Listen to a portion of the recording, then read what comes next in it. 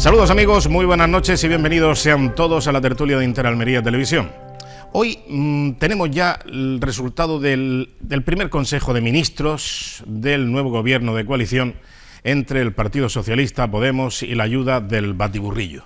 Bueno, pues la verdad es que podemos estar de enhorabuena, porque se ha acordado subir las pensiones un 0,9% según la estimación del IPC.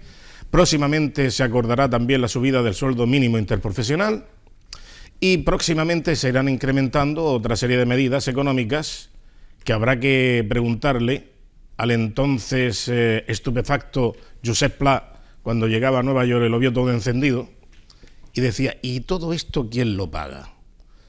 ¿De dónde va a salir los casi 40.000 millones de euros que de momento se está preparando el gobierno de coalición social comunista para, no sé, satisfacer a un público que ya veremos después el esfuerzo que tendrá que hacer para recuperarse de la avería? Porque esto es una avería importante. Veremos cómo se restituye esta situación. Y todo esto, ¿quién lo paga? ¿Y cómo se va a pagar? ¿Y qué esfuerzo va a suponer? ¿Y a qué estrato social se va a repercutir precisamente el más que conocido y esperado impuesto que lógicamente tendrá que subir?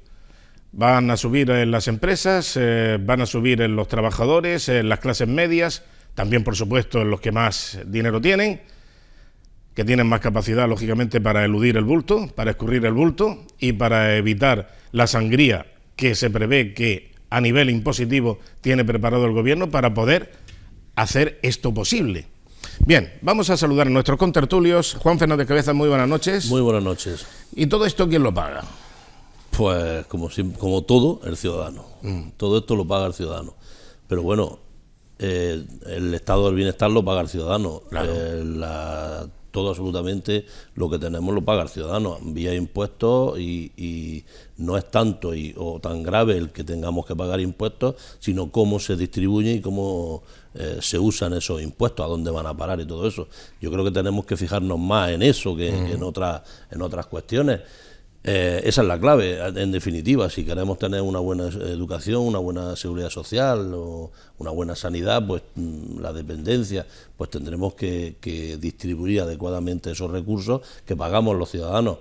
Si nos vamos si esos recursos se van hacia aumentar los gastos superfluos que nosotros llamamos, personal de confianza, aumentar los consejos de ministros y todo esto, pues bueno, aunque no sea gran cantidad, poquito a poquito se va sumando y esa parte que debería de ir enfocada hacia el estado del bienestar, pues va a otro sitio. No digamos ni mejor ni peor, ya. A otro sitio. Muy bien, Jorge Molina. Hola. Muy buenas noches. Buenas noches. ¿Cómo vais? Muy bien. Bueno, estupendo. Muy bien. Bueno. ¿Y esto quién lo paga? Porque he mencionado a un paisano tuyo, Josep Pla. Encantado de la situación. Sí. Mira, vamos a ver. Yo, la verdad es que no he querido entrar mucho en las cifras, pero más o menos los presupuestos serán unos 400.000 millones. Quiere decir que una subida de 40.000 millones, si esas cifras son reales, es un incremento de un 10%, y un aumento de recaudación del 10% es prácticamente imposible, con lo cual eso irá a crecer el endeudamiento, que ya está en torno al 100% del Producto Interior Bruto. Es cierto que algunos países todavía tienen más, pero no son precisamente países que vayan muy bien. Pero además yo voy a intentar decir que todo lo que nos cuentan es mentira. Si considerar que una persona que gana 130.000 euros brutos, que le quitas ya la tasa impositiva, se le queda aproximadamente en unos 6.500 euros mensuales, pensar que ese es un rico, yo me río. Para mí un rico es otra cosa muy diferente. Eso es lo que es ir cargando contra las clases medias. Esa es la primera mentira. La segunda mentira sobre esa muletilla de que lo pagan los ricos es mentira, porque realmente el impuesto el impuesto sobre sociedades o el impuesto sobre la renta de las personas físicas son impuestos directos, pero la mayor recaudación viene de impuestos indirectos, a través del IVA, a través de la gasolina, a través de una serie de impuestos indirectos, y eso los pagan exactamente de lo que igual. consumimos todos los días. Exactamente, lo paga exactamente igual. La barra de pan la compra el tío que es rico, como una persona, la gasolina al coche se la echa igual. Puede ser que uno tenga más cilindrada y gaste a los 100 kilómetros 3 litros más, pero en definitiva el autónomo, la gente humilde que tiene que ir a su trabajo, esos pagan los impuestos. Y entonces te están diciendo que no, nos vamos a subir los impuestos, van a ser a los ricos. Mienten, porque además los ricos tienen muchos mecanismos. Aquí tenemos, por ejemplo, a Grifols, empresa catalanista, sí, independentista, ¿no? DEPRO, que se internacionaliza con Soros. ¿Y qué es lo que haces? Coge, traslada su sede social a Irlanda. ¿Por qué? Porque la cuota impositiva es más interesante. O sea, que no nos cuenten más mentiras, que volvemos a lo mismo. Si es necesario, yo vuelvo al cirujano para que me ponga cara de tonto. Pero ya me lo hizo, pero parece ser que no es suficiente, porque claro, te siguen contando unas mentiras. Oye, ahora vienen los carnavales, ¿eh?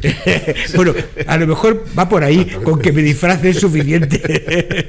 Por aquello de la gomilla, ¿no? Por aquello de la gomilla, efectivamente. Bueno, Rafael Marto, buenas noches. Muy buenas noches. Bueno, ¿y esto quién lo paga? Pues yo te voy a dar un dato. La subida del salario mínimo interprofesional disparará un 50,4% los costes laborales para los agricultores, que ya tienen una caída de renta agraria del menos 8,6% en 2019. Y estamos en Almería, que directa e indirectamente todos vivimos principalmente de la agricultura. Esto lo pagamos lo mismo de siempre. Hombre, yo no entraría a decir, como ha dicho Jorge, lo de los 6.000 o 6.500 euros, que eso no es ser rico, porque todo eso depende mucho. O sea, depende mucho. A ver, a lo que me refiero, que no es lo mismo ese dinero en unas manos que en otras, ni cuando la procedencia es una o es otra. 6.500 euros, un autónomo a lo mejor lo gana un mes, lo gana 2 meses, lo puede ganar 5 meses, pero es posible que los otros 5, 6, 7 meses del año pues esté en los 3.000. Entonces, bueno, quiero decir, no es lo mismo ganarlo todos los meses que ganarlo de vez en cuando, y no es lo mismo que el sueldo y la situación en la que están, por ejemplo, los políticos que rondan ese sueldo, a que ese sueldo lo tenga pues, un empresario, ¿no? que lo tenga como beneficio. Es decir, es distinto el salario que beneficio, ¿no? Pero lo que está claro es que disparar con pólvora del rey es muy fácil. Subir el salario mínimo interprofesional es muy fácil, si son las empresas las que tienen que pagarlo. Sí, claro. A ver, claro, y yo por eso me pregunto, ¿y por qué no lo suben a 1.500 o 2.000 subir el sueldo euros? de los funcionarios también, está en cartera, de forma inmediata. Claro, pero el sueldo de los funcionarios tiene además otro detalle. Porque eso no lo pagan las empresas. Lo pagamos todos, la empresa y lo que no somos empresas. El salario mínimo interprofesional lo pagan las empresas, con lo cual el gobierno puede subirlo a lo que le dé la gana, porque no le cuesta el dinero. Luego le acaba costando, pero no le cuesta el dinero, lo tienen que pagar las empresas. El salario de los funcionarios lo pagamos entre todos, es decir, no los paga el gobierno. Entonces, si los funcionarios, y ya lo hemos visto en ayuntamientos... El gobierno no paga nada. Por eso los ciudadanos lo pagan todo, incluidos los funcionarios, el sueldo de los funcionarios, claro, por supuesto. Tantas y otras cosas. Pero cuando hablamos de gasto público, parece que es que solamente el gasto público es lo que deriva del sueldo de los funcionarios. El gasto público es algo más. Son todo tipo de inversiones, hasta las jubilaciones, las pensiones, todo eso. Sí, pero me refiero a que al político de turno, y empiezo por el presidente del gobierno central y acabo por el último alcalde de la provincia, cuando los funcionarios se ponen farruco, no tiene al final mucho problema en subirle el sueldo o darle algún tipo de prebenda, porque al fin y al cabo el dinero público no es de nadie, claro, como decía aquella, ¿no? La ministra. Entonces, quiero decir que al final evidentemente lo pagamos todos, también los funcionarios. Claro. Bueno, hay una cosa que bien decías, la renta de los agricultores y sobre todo la competitividad de la venta de nuestros productos, que va a ser muy difícil. Hay una noticia que publicaba hace un par de días La Voz de Almería con una fotografía realmente llamativa. La fotografía es como una fotografía futurista, donde se ve un alineamiento de una estructura, pues digamos, de producción de energía, de producción de agua, de producción de energía solar, y luego unas plantaciones de tomates bestiales. Y dice la noticia que firma Antonio Fernández: los datos de superficie, de producción, de exportación o de precios obtenidos en los mercados indican que la agricultura de Marruecos está avanzando más rápido de lo que lo hace la almeriense, lo cual refuerza el papel de competidor de un país que ha realizado una fuerte apuesta por convertirse en suministrador de los mercados europeos. Y ahora vienen estos a hacernos menos competitivos. Porque, claro, elevando los sueldos, elevando los gastos, elevando los precios de todo lo que son los inputs de productividad, de elaboración de los productos hortofrutícolas, y elevando, lógicamente, consecuentemente, los impuestos aplicados al transporte mediante los combustibles, etcétera, etcétera, también los sueldos de los conductores de los camiones, etcétera. Todo esto va a imposibilitar que nosotros le plantemos cara a Marruecos con este planteamiento que tiene Marruecos. Triplica las posibilidades de comercialización Marruecos por encima de lo que hasta ahora, hasta este momento, tiene Almería, que ya está dificultando bastante la situación. Ya veremos lo que ocurre, pero bueno, ahí está el dato y ahí está la potencialidad. De todas maneras, la subida del salario mínimo interprofesional es un tema necesario. Lo que no puede ser es una subida abrupta como la que se está produciendo. Y además, las cosas hay que verlas de una manera más holística, se tiene que ver en general, porque automáticamente te empiezan a decir: es que hay que subir el salario mínimo interprofesional al mismo nivel, y te empiezan a poner otros países. Y claro, tú dices, bueno, pero vamos a ver, en esos países, por ejemplo, que tú estás diciendo, hay una facilidad de alquiler enorme desde los ayuntamientos, desde muchísimos organismos, con el acceso a la vivienda de una manera muchísimo más barato, con lo cual, pues, el problema está aquí, que a una persona tiene un salario de X y X partido 2 es su alquiler, con lo cual tiene que vivir con la mitad de lo que gana, pero en cambio en esos países no. Por tanto, hay que equilibrar nivel de vida, salario y vivienda. Tiene que ser una cosa. Es que son muchas cuestiones las que hay que tener en cuenta para visualizar. Déjame terminar. Por eso digo que no se debe de comparar. Y entonces quiere decir que dice, no, es que el salario mínimo está por debajo. Ojo con comparar. Pero es que el coste laboral, es de los más altos. Con lo cual, al empresario hay que sumarle. El coste de producción. Hay que sumarle la masa salarial completa, tanto a nivel de coste, a nivel de IRPF, a nivel de contingencias comunes, de accidentes de trabajo, etcétera. Y entonces resulta que dices, es que esto va a haber en muchos sectores donde no se pueda pagar. Habrá muchas personas, funcionarios, por ejemplo, que trabajan y tienen una ayuda familiar, que a lo mejor se lo tienen que replantear, o que en lugar de que vaya 3 veces a la semana, que diga, pues mira, tienes que venir solamente 2 veces a la semana. ¿Por qué? Porque no te puedo pagar este dinero. Entonces, ¿qué quiere decir? Que puede ser un efecto boomerang que se le vuelva muy en contra. Claro, es que dice que los países escandinavos están casi en el 60% de impuestos. Claro, evidentemente pueden tener esa carga, porque luego la reversión precisamente de ese dinero, del 50 y tantos % que pagan en impuestos, es para que todo lo tengan absolutamente garantizado. Todo, absolutamente todo. Y además con unos niveles envidiables de calidad y de asistencia.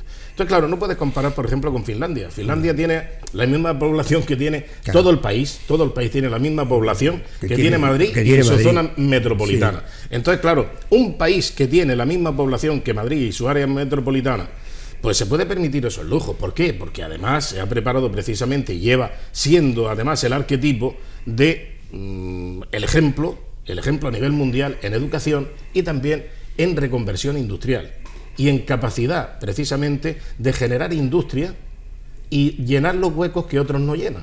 Mientras además con inteligencia. Mientras que nosotros a nivel industrial estamos decayendo. Y estamos decayendo. Y con lo cual dicen, vamos a crear empleo de calidad. El empleo de calidad se crea en determinados sectores. Y si esos sectores decrecen, ¿cómo podemos pensar? Bueno, poniendo el mismo ejemplo de Finlandia, que Finlandia, ¿qué es lo que es? Finlandia es Helsinki, es Turku, es Po, Kemi, Rovaniemi. O sea, yo lo conozco. Y desde luego es un país asombroso. Es un país para tenerlo como ejemplo.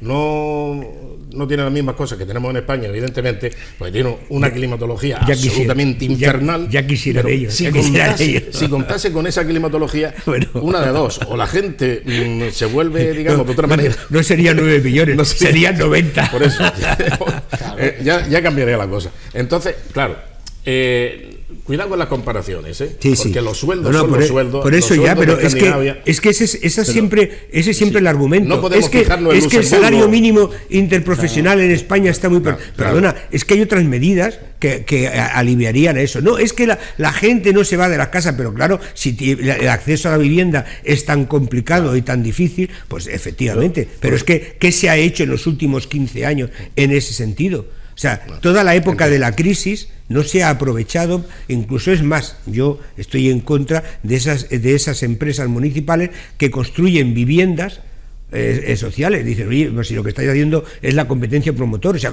construirlas, asociaros con un fondo y cederle la administración y que sea con alquiler muy barato. Por ejemplo, para que parejas y jóvenes tengan acceso a la vivienda a un precio muy razonable. Eso ayuda a que se independicen, ayudan a que también estamos haciendo un país de personas absolutamente con una poca capacidad de la frustración importante, todos en casita, que mamá nos prepare la comida, que nos lave la ropa, es decir, que son cosas que van creando. O sea, en Finlandia, como tú dices, a los 18 años todo el mundo está fuera. No, te echan una patada. De todas maneras, la economía es lo que es, el dinero es el que hay. Y por ponerlo en un ejemplo bestial, puedo dar algunos datos. Por ejemplo, lo que habéis mencionado respecto de los alquileres, y nos podemos comparar con el índice del coste de vida, que estamos en el nivel 18, una estadística europea, con respecto a Suiza, que es la primera. El alquiler en Suiza está en 50 euros, 50,25, mientras que España, que está en el nivel 18, estaría en 20,73. En definitiva, si en Suiza vale una barra de pan 1 euro y aquí vale 50 céntimos, el nivel del coste de vida con referencia a los sueldos que aquí se pueden ganar son los que son. Al final hay que mantener el equilibrio. Aquello, la inflación y la deflación tiene mucho que ver con los parámetros que se usan para generar este tipo de criterios. Por lo tanto, si aquí vamos a subir, y parece que lo diga un sindicalista, si vamos a subir el salario mínimo interprofesional, que está muy bien que se suba, lo que va a tener una repercusión en los costes de producción generales de las empresas y todo. Por lo tanto, eso, la tendencia va a ser a equilibrarse. Pero es que no tengamos ninguna duda. Pero es que el problema con el tema del salario mínimo interprofesional es que nos va a acabar ocurriendo como con el timo del euro.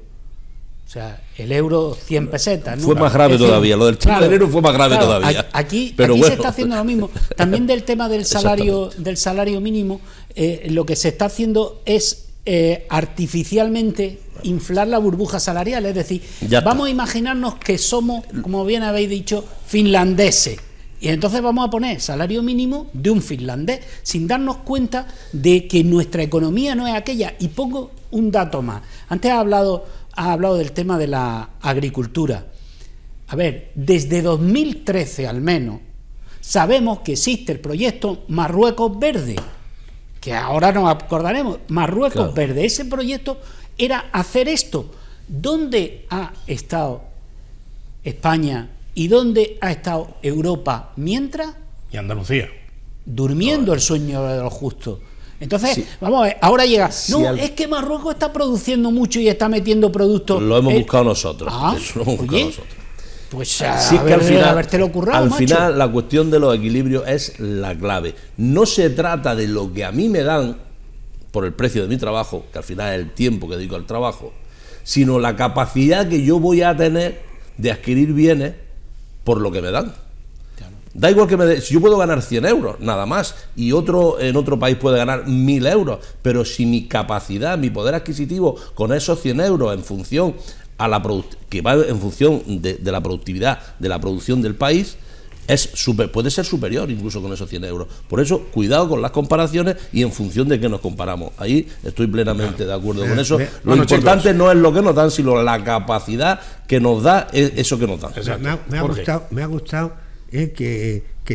hoy quizás haya que explicárselo a los televidentes, de que nosotros aquí improvisamos, o sea que lo sabemos lo de la tertulia minutos antes. Ni minuto antes. Y a veces ni minuto antes. La marcha. Pero hoy que has hablado de inflación y deflación, yo tengo para ti una pregunta sobre lo que dijiste. O sea, tú eres capaz de sostener lo que el otro día decía, de que un país no crezca, no pasa nada. ¿Cómo? El otro día decía que un país que no crezca, que tampoco pasa nada. Y como me imagino que harían en función a los equilibrios. Por eso estoy diciendo. Sí, pero no, por eso, ¿me puedes coger lo mismo? La teoría que acabo de dar, en mi opinión, bajo la subida del salario mínimo. No se trata de que el país no evolucione, no se actualice, sino de crecer. Si el país no crece equilibradamente, los desequilibrios en la vida, en los países y en todo, no son buenos, son negativos. No me acuerdo exactamente en qué sentido o en qué parte iba, pero iría por ahí, en el sentido de que hay que crecer, pero equilibradamente. Entonces, pero un país que crece en equilibrio en la producción, en los salarios, en todo, va a evoluir. Probablemente la sensación que dé sea de no crecer. No. A lo mejor no lo expliqué bien. Yo creo que sí, que hoy te has explicado mejor, pero porque realmente te decíamos que aquello que no crece, decrece. Donde no hay inflación, hay deflación. Pero que eso, por ejemplo, en la microeconomía es muy entendible. O sea, una empresa de repente se pone a crecer y dicen, oye, vamos a dejar el crecimiento cuantitativo y vamos a estar en una época de crecimiento cualitativo, de consolidación, de tal. Pero claro. un país que también puede pensar en esa misma clave, tiene un problema añadido, y es que cada año se le incorporan personas con mayoría de edad que han terminado la carrera y se incorporan al mercado de trabajo. Y esa economía, y otras que salen del mercado de trabajo. Sí, ya, pero será un tema de suma y resta. Vale. Es más, si los que salen es mayor que los que entran, se produce el desequilibrio, se produce o bien paro o un envejecimiento, como ya estamos empezando a ver, y por lo tanto el crecimiento siempre en macroeconomía siempre es necesario, equilibradamente pero necesario. Continuando con otras cosas, el otro día, fin de semana, se organizó una manifestación a nivel nacional en las principales ciudades de España, o yo creo que fue en todas las capitales de España, convocada por Vox, que era España existe, ¿no? Una cosa parecida, me parece que era el lema. Ese parece que era el lema. No, vamos a ver, era una plataforma que se llama Plataforma España Existe, inventada por Vox. Como Teruel, claro, la cosa de Teruel. Yo creo que iba un poco también por ahí, ¿no? Pero que es la plataforma oficialmente quien convoca, aunque como estamos viendo en estas imágenes, es Vox quien busca el rendimiento, ¿no? ¿Cuál era el motivo exactamente?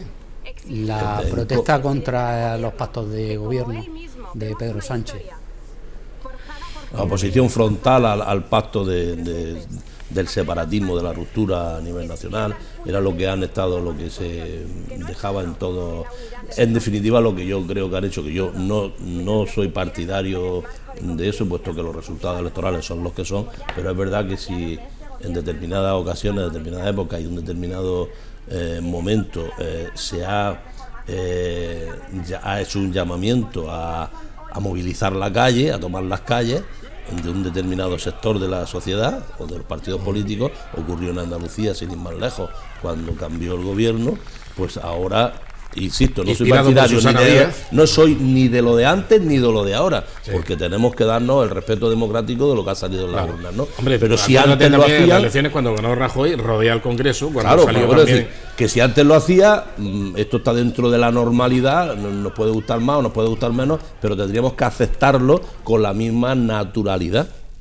Hombre, lo que pasa es que hay partidos políticos que necesitan mantener a la gente en tensión permanente. Eso pasa en todas las dictaduras. Sí, sí. Es decir, las dictaduras comunistas y las dictaduras fascistas necesitan tener a la gente en pie de guerra y soliviantada de modo permanente, ¿no? Y incluso te vas al caso de Cataluña, que no es una dictadura, obviamente, pero el nacionalismo allí... Que no es una dictadura. Sí, es una dictadura. Es una dictadura. No es una dictadura. Es una dictadura. Cataluña es una dictadura. La gente vota y hay un parlamento.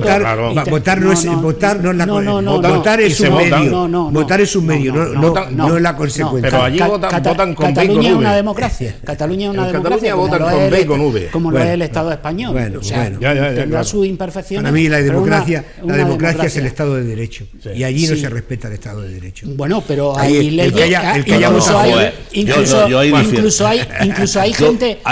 hay gente en la cárcel por no respetar el Estado de Derecho. Ahí voy, y hay claro. un presidente que está procesado y está en los tribunales a ver qué pasa. Es decir, es una democracia. Por los tribunales nacionales. Los tribunales nacionales. De momento, la pretendida República Independiente de Cataluña. Porque no existe. Claro, no existe. Cuando exista, Imbécil. será otra cosa. Habría que decir. Pero que de momento yo creo que no se puede. a lo que existe me imbécil. refiero, a lo que yo quería ir, y para no irnos otra vez al tema de Cataluña, es que parece que es que Vox necesita tener permanentemente soliviantar a la gente como si en una agonía permanente de ruptura, de división, de no sé qué. Vamos a ver, que yo no seré quien le quite gravedad a la situación política en la que venimos arrastrando y en la que nos estamos metiendo más de hoz y coz. O sea, yo no le voy a quitar importancia, pero hombre, quiero decir, da un poquito de respiro. Vamos a ver, como el absurdo de decir que el nombramiento de Dolores Delgado como fiscal general del Estado presenta una querella por tráfico de influencias. Pero ¿te has leído tú el Código Civil? Perdón, el Código Penal. Oye, ¿qué tendrá que ver? El tráfico de influencias tendrá que demostrarse la existencia de ese tráfico de influencias. ¿Y dónde está? Espérate que ella tome una decisión, que sea nombrada, tome una decisión en la que haya un tráfico de influencias y entonces lo denuncia. En fin. Mientras podrá denunciar otras cosas. Para opinar sobre este tema, yo puedo entender a Vox en esas cosas, aunque no lo comparta, pero sí me atrevo a darles un consejo. Que se lean el cuento del pastorcillo y el lobo. Porque no vaya a ser que a base de tanto decir que viene el lobo, cuando realmente llega el lobo, los pastores que pensemos que ya no merece la pena movilizarse. Quiere decir que no empiecen a movilizar tan pronto, que respeten un poco el juego democrático y que denuncien aquello que sea denunciable. Siempre y cuando la utilización de los tribunales para que se clarifiquen situaciones que puede o no estar de acuerdo con ellas, yo eso no lo veo lícito.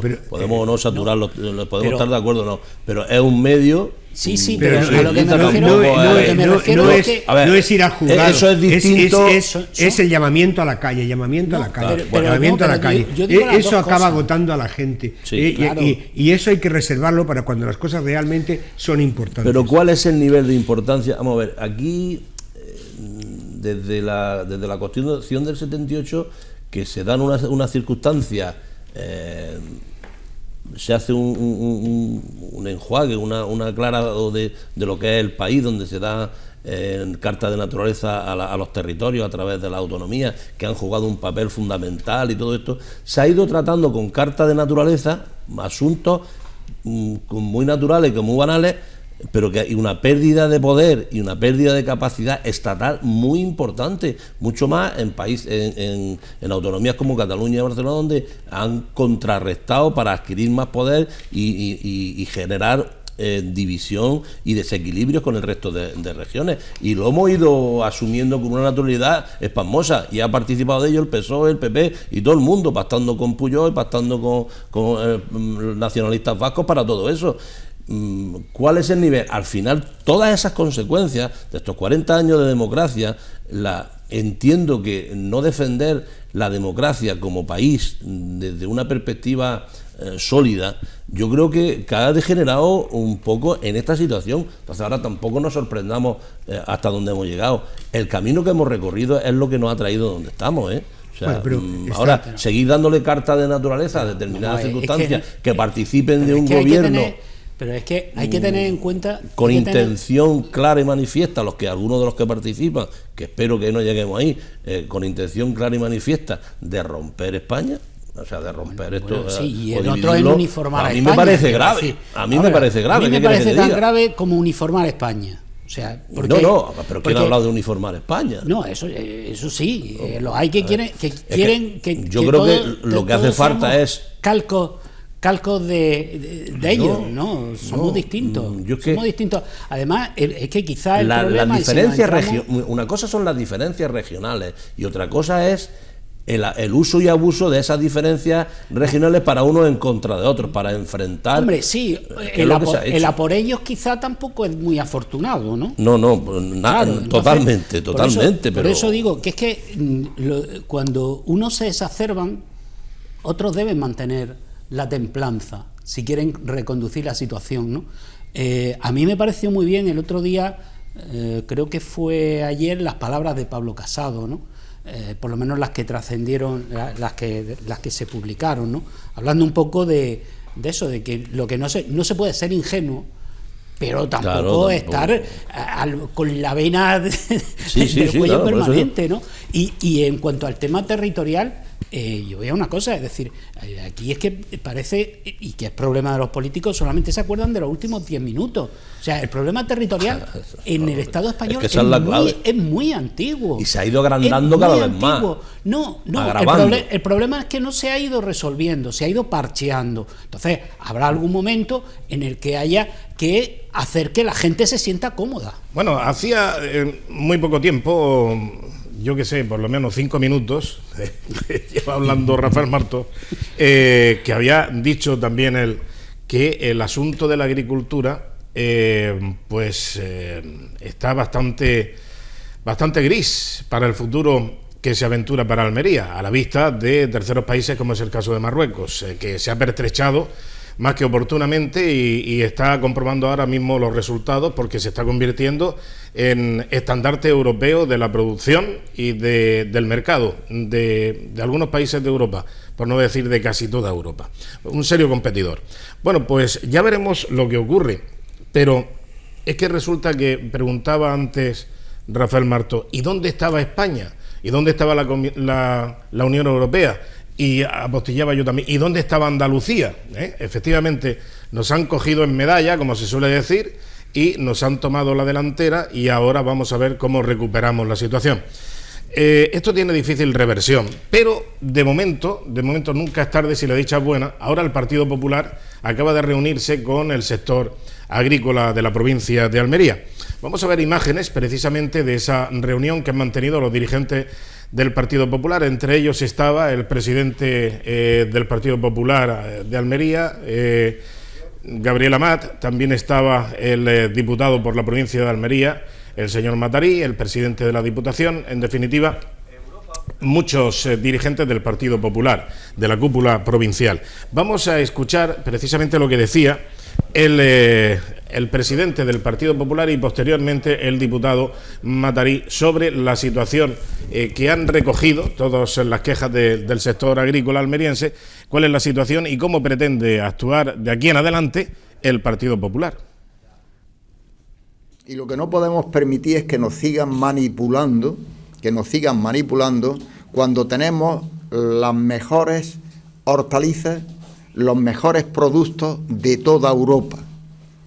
Y lo que no podemos seguir permitiendo es que nos manipulen vendiendo algunos productos de otros países como si fueran nuestros, porque esa es una competencia ilegal y es una competencia injusta e incorrecta. Porque lo que cuesta por ahí criar 1 kilo de productos, aquí cuesta 10 veces más.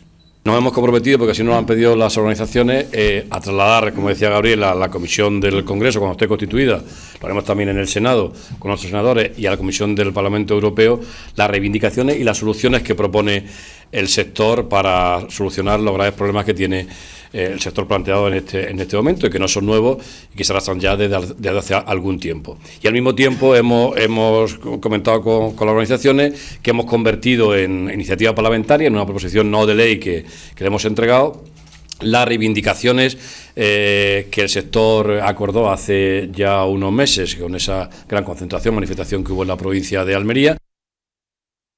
Bueno, esta es la propuesta del Partido Popular. Lo que pasa es que, claro, habría que diferenciar, hay que entender siempre que una cosa es la producción, que siempre estamos diciendo es que nuestro producto es el mejor que hay.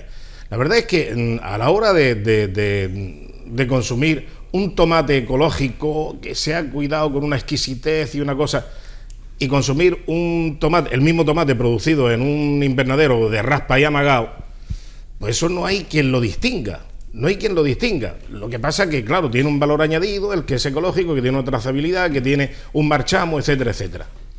El problema está en la comercialización. El problema está en que tenemos unos mercados, como es el caso de Marruecos, que no venden nada podrido, que no vende nada pocho, que está vendiendo tomates de calidad, que está vendiendo, hombre, que lo mismo no tiene las mismas garantías, etcétera, etcétera. Pero claro, a diferencia de precio, los mercados van a ir, lógicamente, a quien comercialice más barato. Un producto igual o similar, más barato, evidentemente no hay que ser muy listo para tener la opción. Por lo tanto, no se trata, como dice Gabriel Amat, de producir las mejores hortalizas, que son las mejores del mundo, etcétera, etcétera, que sí, que bien. Se trata de comercializar. Si estamos aquí hablando desde hace ya 36 años de la concentración de la oferta para vender mejor, para tener más presencia y más presión ante los mercados europeos, que llevamos desde la segunda Expoagro hablando de la concentración de la oferta y no se ha conseguido. Seguimos en la dispersión de la oferta, seguimos en que no se fortalece el campo, que no tiene una voz única y convergente ante los mercados europeos. Por lo tanto, ¿qué queremos? Si no nos pertrechamos. Y los otros están aprovechando nuestra debilidad y nuestra falta de oportunidad a la hora de tomarnos de la delantera y la ventaja, en fin. Pero es más, cuando podíamos haber hecho todo lo contrario, hemos fomentado lo que volvemos. Aquí siempre se ha utilizado, según qué, la teoría o la filosofía del higo. Esto, ¿La qué? Explícanos. A ver. Bueno, sí, por eso explícalo y nos vamos a publicidad. Venga, si quieres lo dejamos para después de publicidad. Magnífico. La teoría del higo la explico después, que es lo que se ha venido utilizando siempre aquí. Tiene futuro. No, pero además la conoce, yo creo que todo el mundo, Bueno, pues hasta el insigne marinero. Lo explica después de la publicidad, porque has tenido buena idea. Tiene buen futuro como conductor de tertulia. Sí, vaya. Enseguida volvemos. Hasta ahora.